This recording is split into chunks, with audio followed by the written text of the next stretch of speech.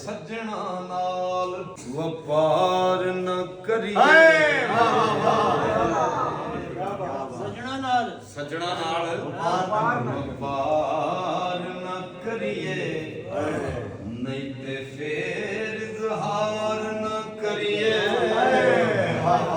ਸੱਜਣ ਲੱਖ ਗੁਨਾਹੀ ਹੋਵੇ, ਉਹਦੇ ਐਬ ਸ਼ੁਮਾਰ ਤੇ ਸੱਜਣ ਭਾਵੇਂ ਬਣ ਜਾਏ ਦੁਸ਼ਮਣ, ਉਹਦੇ ਉੱਤੇ ਵਾਰ ਨਾ ਕਰੀਏ।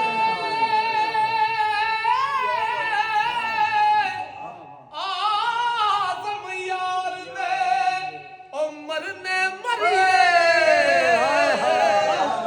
ਨਹੀਂ ਤੇ ਪਹਿਲਾਂ ਹੀ ਪਿਆਰ।